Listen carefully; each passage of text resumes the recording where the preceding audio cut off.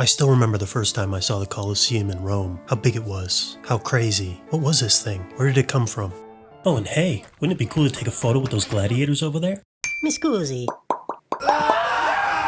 After that day, the Colosseum held a special place in my imagination. Of course I wasn't alone. In the 1600 years since the final gladiatorial games were held in 404 CE, the Colosseum had been reimagined many times by artists, writers, and politicians.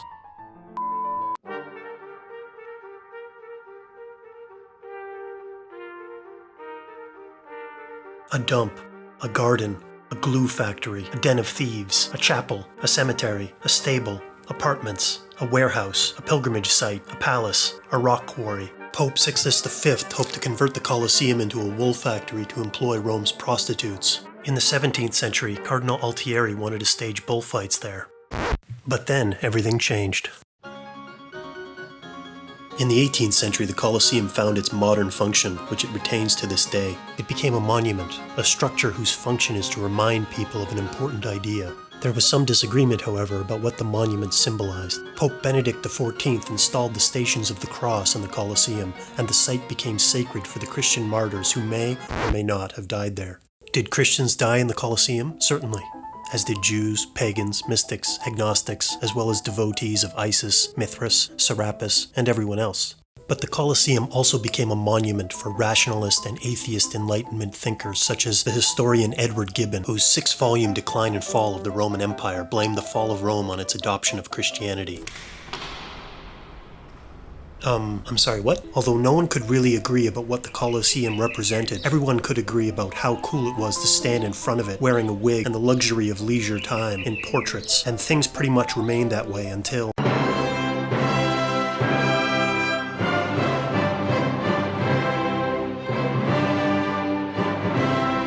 In the 19th century, people's feelings got really intense.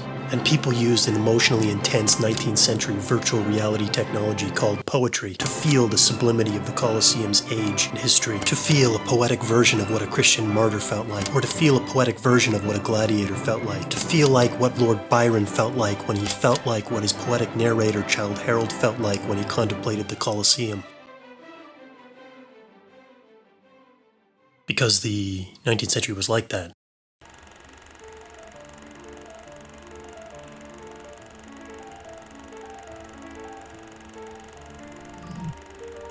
In the first half of the 20th century, fascists drew inspiration from the Colosseum and other monumental Roman architecture. Mussolini built wide modern roads around the Colosseum so that it could serve as a backdrop for his ridiculous parades. And fascist architects designed many inhuman buildings, most of which, thankfully, they never got the chance to build. They did build a few, though. For example, this building in Rome, known as the Square Colosseum, was explicitly modeled upon the original. The city of Nuremberg, which saw many of the most massive Nazi events and parades, had a Congress Hall modeled after the Colosseum, and Albert Speer, Hitler's architect, had drawn up plans for a Colosseum that could hold 400,000 people, which would have made it by far the biggest in the world. Because little men want to leave big traces.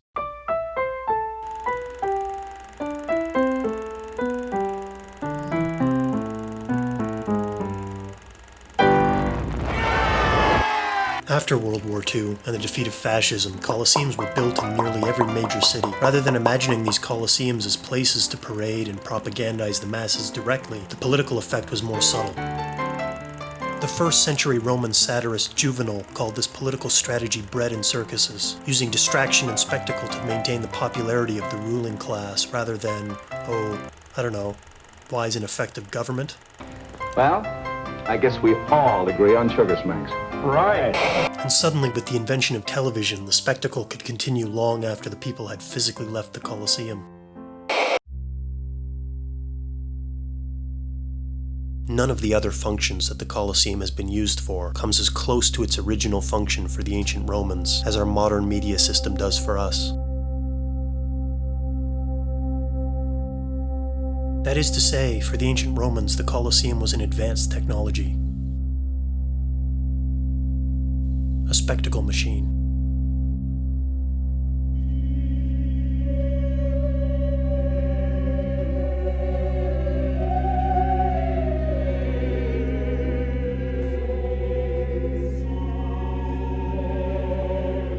In the beginning, we evolved in small groups, and everything was sacred.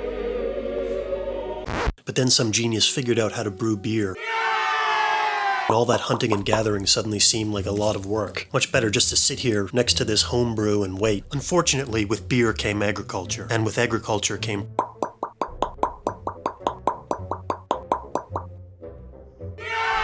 So this is civilization. There are a few perks, one of which is division of labor. This means full-time soldiers, farmers, merchants, and priests. This specialization led to innovation. In his Poetics, Aristotle describes a strange new kind of religious ritual, only the kind you don't need to fast for, or walk in a procession for, or drink a hallucinogenic cocktail to be initiated into the mysteries for. You didn't have to do anything but show up and sit down. It was called tragedy, and rather than initiates, it had spectators. The first spectacle machines were the half-circle theaters of ancient Greece, like the one at Delphi, or Taormina, or Epidaurus. And the spectacles consisted of tragedy, comedy, history, and music. The Romans liked all these things too, of course, but they just weren't intense enough for the conquerors of the known world. So they doubled the theater design so that it enclosed the stage on both sides, and borrowed gladiator fights from the Etruscans. At first, gladiator fights were a way for rich and powerful families to commemorate the death of a senator or general, but over time they grew into a way for the rich and powerful Romans to buy the support of the masses, and bypass the norms of the Roman Republic in increasingly bold bids for power. Julius Caesar was the first rich and powerful Roman to understand the true power of the spectacle machine. He had 320 pairs of gladiators, the maximum allowed by law, and staged the first Naumachia, or mock sea battle, in 46 BC, featuring 2 rival fleets and 6,000 sailors, who fought in a recreation of a historic naval battle. And he used such spectacles and a series of other tricks to have himself declared. After his assassination and 5 civil wars, Caesar's nephew became the first emperor of Rome, and things only got worse from there. The Julio-Claudian dynasty produced 3 spectacle-obsessed tyrants. Nero didn't just use the spectacle machine as a tool of statecraft like his famous ancestor Julius Caesar. He tried to live inside it. The Roman historian Suetonius describes Nero locking the gates of the theaters that he performed in, forcing everyone inside to watch the spectacle until people jumped over the walls, faked their own deaths, or gave birth in their seats. Please love me. If your rulers are living inside the spectacle machine, chances are Rome is already on fire. After the Great Fire of 64 CE, Nero's suicide, and more civil wars, the general Vespasian was declared emperor, and to win the support of the people after Nero's madness, he began construction of the largest spectacle machine yet. With loot and slaves from the destruction of Jerusalem and the Second Jewish Temple, Vespasian's son Titus inaugurated the opening of the Flavian Amphitheater with 100 days of continuous slaughter. And for the next 300 years, it was all...